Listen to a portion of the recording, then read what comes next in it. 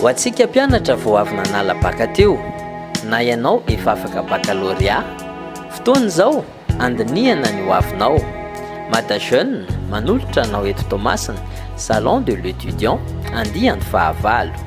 Ny alakamisy 20 sy ny zoma 20 aogositra 2024 izay ho tanterahina ao amin'ny gymnase Soavita. Etsika hanampiana anao amin'ny fitadiavana fianarana ho atao ao aorianan'ny baccalauréat na eto Madagasikara na ampitan-dranomasina. Misy stand maro ahitanao ireo institut, université ary centre de formation. Tongava manao test d'orientation maimaimpoana ahafantaranao ny filière sy ny asa mety aminao. Aza donona ary ny fotoana salon de l'étudiant spécial Toamasina ny 20 sy 20 aogositra 2024 ao amin'ny gymnase Soavita. Tsy misy vidim-pidirana, ahazo fanomezana izay 100 tonga voalohany. Mpanohana Beaty University, Karakara, Mada Jeune. Beaty University moa zany dia miara-miasa amin'ny Mada Jeune amin'ny fikarakarana ny salon de l'étudiant io izay atao rapiso manomboka rapiso 21 août 2025 sy ny 22 août 2025 ao amin'ny gymnase Soavita Toamasina, ka dia manentana antsika tanora na ray aman-dreny io na efa futur bachelier na mbola voaka baka amin'ity dia mba ho tonga maro amin'ny événement io satria amin'io zany ianareo mahafantatra ny parcours izay tianareo atao amin'ny futur projet nareo dia ao koa moa zany Beaty izay sponsor officiel amin'ny événement. Ny ankoatran'izay moa zany dia Beaty University moa zany dia université privée à Tamatave aketo ary izay manana université mère na Antananarivo any dia Isimia Innovation. Isimia sy Beaty moa zany dia efa université iray fotsiny fa juste hoe Isimia na Antananarivo dia Beaty Tamatave. Beaty moa zany dia hoe en tant que université anazy dia manana parcours anankiroa, zany hoe ao ny management des organisations de projet sy ny banque et finance. Ankoatran'izay moa zany dia misy ny formation certifiante canadienne izay misy ny choix ao ny fondamentaux de la gestion de projet, gestion des ressources humaines, service à la clientèle ary ny marketing digital. Izy io moa zany dia formation de 1 mois en ligne izay anagnanay partenariat miaraka amin'ny institution académique Beva ESAC any Canada any. Manana choix zany ny mpianatra en 3e année hoe soit anao rairay amin'ireo choix voantanisaiky teo. Ny ankoatran'izay moa zany dia ato amin'ny Beaty moa zany dia système LMD, licence, master ary doctorat, ary anisan'ny zava-baovao izay atolotra mpianatra amin'ity taona ity dia ny formation à distance.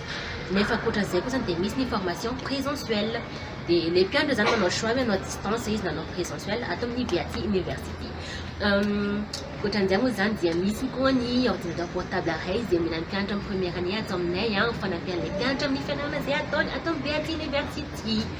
Zay misaotra betsaka ka dia fananako amin'izay dia hoe mbola manentana ihany zany zay amin'ny événement Mada Jeune rapide io mba ho tonga maro nareo ary ka dia hijery ireo karazana stand maro izay hisy ao ka dia hita izay tadiavinareo. Beaty moa zany dia manao izay vitany foana hanampiana nareo amin'izay fanontanianareo rehetra tonga any.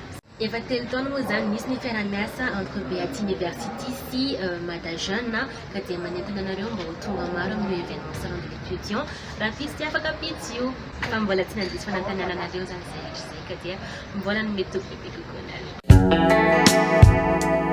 ho antsika mpianatra vao avy nanala baka teo na ianao efa afaka baccalauréat, fotoana izao andiniana ny hoavinao.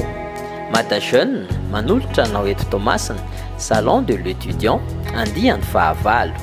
Ny alakamisy 20 sy ny zoma 20 aogositra 2024 izay ho tanterahina ao amin'ny gymnase Soavita. Etsika hanampiana anao amin'ny fitadiavana fianarana ho atao ao aorianan'ny baccalauréat na eto Madagasikara na ampitan-dranomasina. Misy stand maro ahitanao ireo institut, université ary centre de formation. Tongava manao test d'orientation maimaimpoana ahafantaranao ny filière sy ny asa mety aminao. Aza donona ary ny fotoana salon de l'étudiant spécial Toamasina ny 20 sy 20 aogositra 2024 ao amin'ny gymnase Soavita. Tsy misy vidim-pidirana, ahazo fanomezana izay 100 tonga voalohany. Mpanohana Beaty University, Karakara, Mada Jeune. Ya miarabantsika tao Tomasina zany a tonga eto Mata Jeune mikarakara ny salon de l'étudiant andian'ny fahasivy eto Tomasina izay ho tanterahana ny rahampitso alakamisy faha 20 volana aogositra sy ny faha 20 volana aogositra etsy amin'ny gymnase Gofera Soafita. Ny hetsika karakara Mata Jeune dia hetsika anankiray entina indrindra hanampiana ny mpianatra malagasy izay eto Tomasina moa zany mpianatra rehetra eto Tomasina amin'ny fampahafantarana ny fianarana ambaratonga ambony azo anisana fianarana aorian'ny baccalauréat. Mino fa ivaly ity ny baccalauréat na rahampitso ka tafiditra soamantsara zany ao anatin'izay le hoe inona ny atao aoriana amin'ny bacca dia tonga Mata Jeune miaraka amin'ireo fianarana ambaratonga ambony avy eto Tomasina avy any Antananarivo ary ivelan'ny Madagasikara izay anjay anjara amin'ny salon de l'étudiant io dia ame fahafapo antsika rehetra ray aman-dreny sy mpianatra izay amporisihana mba hanohy fianarana ambaratonga ambony aorian'ny baccalauréat zany fa tsy hoe nahazo bacca dia mijanona amin'izao. Izay ny tanjona voalohany ho an'ny Mata Jeune amin'ny fikarakarana hetsika tahaka itony. Ny mampiavaka ny hetsika indray amin'ity taona 2024 ity ny fahamaroany ny mpandray anjara. Raha misy hetsika hitantsika fa ny Mata Jeune amin'izao fotoana izao dia 30 isan'ny mpandray anjara ao anatin'ity hetsika ity. Hoy izy ateo hoe ery amin'ny gymnase Soafita no misy anazy mandritra ny roa andro. Ny zavatra hitantsika eny dia misy le teneniko teo ny fianarana ambaratonga ambony ampafantatra momba azy ireo fa ihany koa ilay atao hoe orientation na le torolalana mba hahafahanao zany mahafantatra ny hoe inona no azonao atao inona ny filière mety aminao dia misy test maromaro atao eny ary maimaimpona izy io mba hahafantaranao zany ny personnalité anao raha zay ny mahalaza azy ahafahanao mahafantatra hoe anao inona tokoa za ty, anao médecine ve sa anao gestion sa anao infirmerie sa arakarak'izay zany le zavatra hitranga mandritra an'io rehefa mivoaka le test zay ataonao maimaimpoana io izy ateo. Ny faharoa mahazatra anay dia mitotro fanomezana kely zay ho an'ny mpianatra izay tonga voalohany mandritra ny hetsika ho an'ireo tonga voalohany zany ho an'ny antsirapitso lakamisy sy ny amin'ny zoma dia misy fanomezana avy aty amin'ny Mata Jeune izay ilaitsika tokoa amin'ny fiatrehana izany hoe fianarana ambaratonga ambony aorian'ny baccalauréat zany. Ny hetsika moa zany amin'ity taona 2024 ity dia andian'ny fahasivy ary nolazaina teo zany maro ireo mpandray anjara. Ny mampiavaka azy koa amin'ity taona ity dia ny fisian'ireo fianarana ambaratonga ambony avy any ivelany maromaro mihoatra ny tamin'ny herintaona izay ho antsika izay maniry ny amin'ny fianarana ivelany zany dia afaka tonga ihany koa amin'ny fotoana io mahafantatra bebe eo mahakasika an'ireo hoe aiza avy no mety fianarana azo anomezana fianarana aorian'ny baccalauréat ankoatran'ny Madagasikara zany mazava ho azy.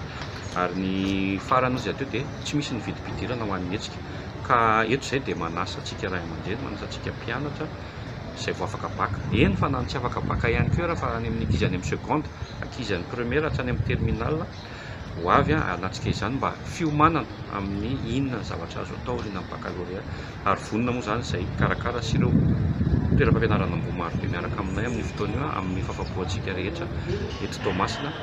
Mino fa ho avy daholo isika ary tsy adino hoy izy ateo ny mitondra taratasy stylo mba ahafahana mandray noty na dia efa misy flyer sara dia mba ahafahantsika malala hoe ohatry ny ahoana tsara zany fianarana ambaratonga ambony zany eto Madagasikara. Dia manasa antsika rehetra ho tonga rahampitso zany fotoana manomboka amin'ny 7 ora maraina tsy miatotsika ny atoandro hatramin'ny 5 ora hariva ohatra ihany koa ny andro zoma dia manome fotoana antsika rehetra ho tonga maro. Eto koa io zay dia misaotra ny mpanohana ofisialy ny hetsika tao Tomasina ny Biaty Université izay efa mpiara-miasa ary atao hoe mifandray tanana hatrany amin'ny fikarakarana ny hetsika tahaka itony izay université ihany koa eto Tomasina ary mino fa fantatsika maro izy dia raha fantatra azy bebe kokoa tsika zany dia manasa antsika ho tonga eny amin'ny salon de l'étudiant izay karakara Mata Jeune ho an'ny rahampitso sy ny amin'ny zoma mavizao.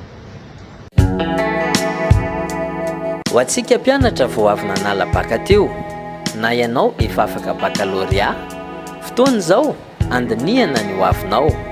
Mata Jeune manolotra anao eto Tomasina salon de l'étudiant andiany fahavalo ny alakamisy 20 sy ny zoma 12 aogositra 2024 izay ho tanterahina ao amin'ny gymnase Soafita.